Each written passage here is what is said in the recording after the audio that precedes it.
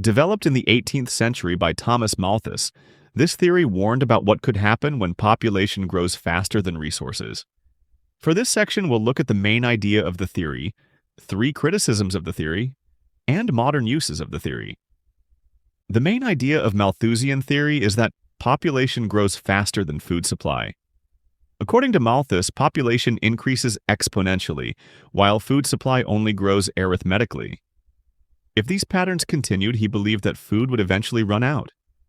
Malthus's theory raised concerns about overpopulation, poverty, and environmental damage. He believed that if population was not controlled, it would always push beyond the Earth's ability to support it. But he also proposed there were two factors that would decrease population growth: positive checks and preventative checks.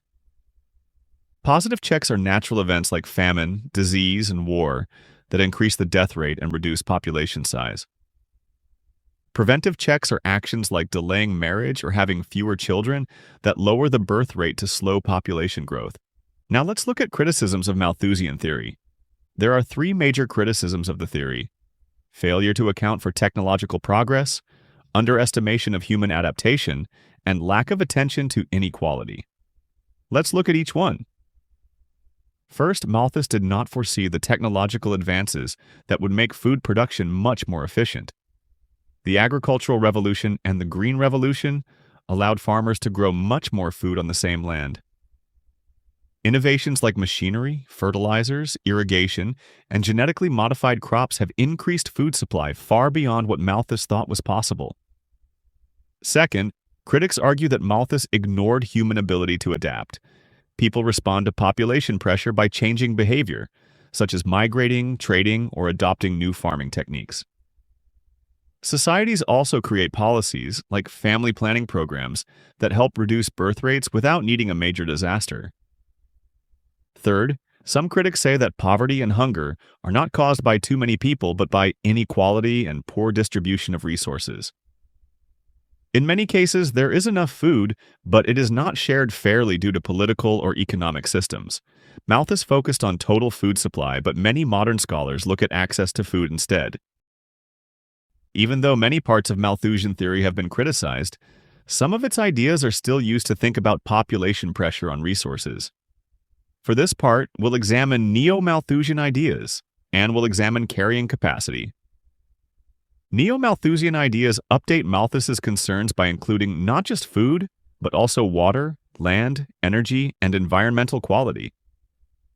Neo-Malthusian scholars argue that rapid population growth can still lead to serious problems, especially in developing countries or places with fragile ecosystems.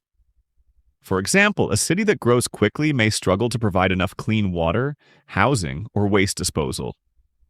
Malthusian thinking is also used when analyzing carrying capacity, which refers to the number of people an environment can support without being damaged. If a population exceeds the carrying capacity of its land, problems like deforestation, overfarming, or pollution can occur. In these cases, Malthus's warning about exceeding limits still feels relevant. Okay, now I want to give you two things to help prep you for the exam. First is a checklist that goes over everything you need to know for AP Human Geography really fast. Read through it and highlight anything you don't know yet for further study. Second, I'll send you some free response practice questions so you can get some exam-style practice. You can grab both from the link in the description. This video has been a snippet from my full 5-hour course review that'll get you exam ready.